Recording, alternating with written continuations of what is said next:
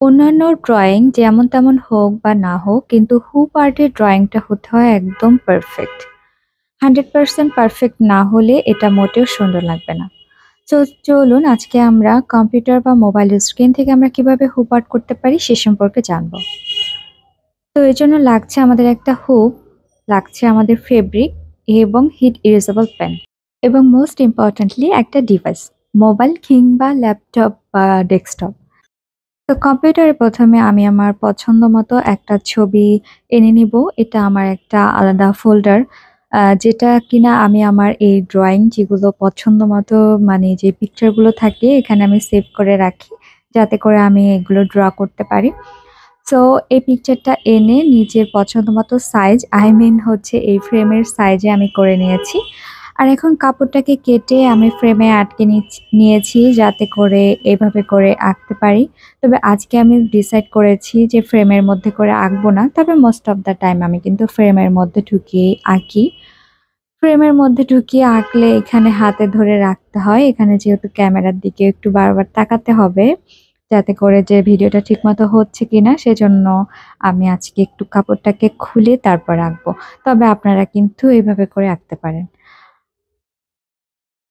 তো আমি কাপড়টাকে এভাবে করে যে কম্পিউটারের স্ক্রিন আছে সেটার সাথে আমি একটা কাপড় শুকানোর যে ক্লিপ হয় নরমাল সেগুলো দিয়ে আরকি আটকে দিব যাতে করে এটা কোনোভাবে নড়াচড়া না করে। সিকিউর করে দেওয়াটা অনেক বেশি ইম্পোর্টেন্ট কেননা যদি আমরা সিকিউর না করি তাহলে নড়ে চড়ে যেতে পারে। আর নড়ে চড়ে গেলে কিন্তু আপনার ড্রইংটা আরকি ঠিকঠাক হবে না। সো এভাবে করে সবার বাসায় মোবাইল কিংবা কম্পিউটার এই ডিভাইসটি খুবই থাকে এভেইলেবল। সো এইভাবে করে আপনারা আ আপনাদের বিজনেস পারপাস এ কিংবা আ নিজস্ব মানে নিজের জন্য অথবা করে গিফট দেওয়ার জন্য যে হুপ আর্ট করবেন মানে হুপ সেলাই করবেন সেগুলো করতে পারেন। আর এছাড়া শুধু এই হুপ আর্ট বা ক্যালেন্ডার আর্টের জন্যই না, অন্য যে সকল ডিজাইন আছে সেগুলো কিন্তু আপনারা এভাবে করেই ড্রইং করতে পারবেন। আমি কিন্তু মেক্সিমাম ড্রইং এভাবেই করে থাকি। তো এরপরে আমরা হিট ইরেজেবল পেন দিয়ে এটার উপরে এভাবে করে দিব।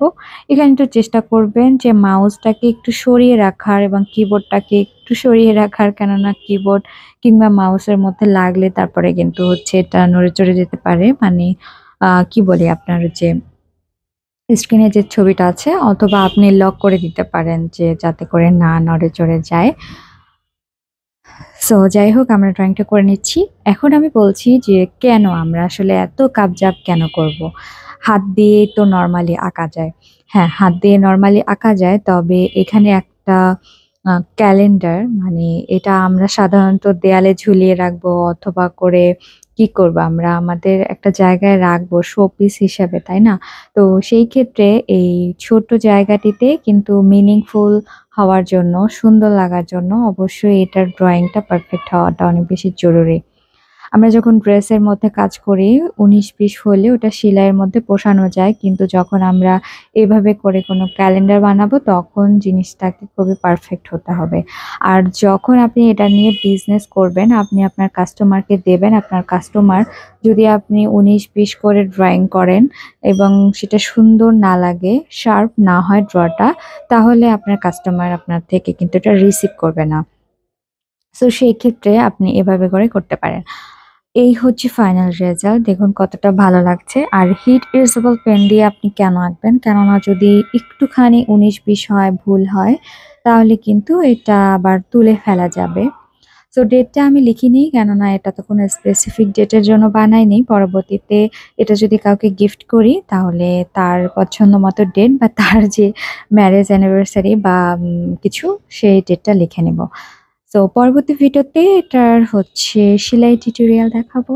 সো সেটা দেখতে হলে এই চ্যানেলের সাথেই থাকতে হবে।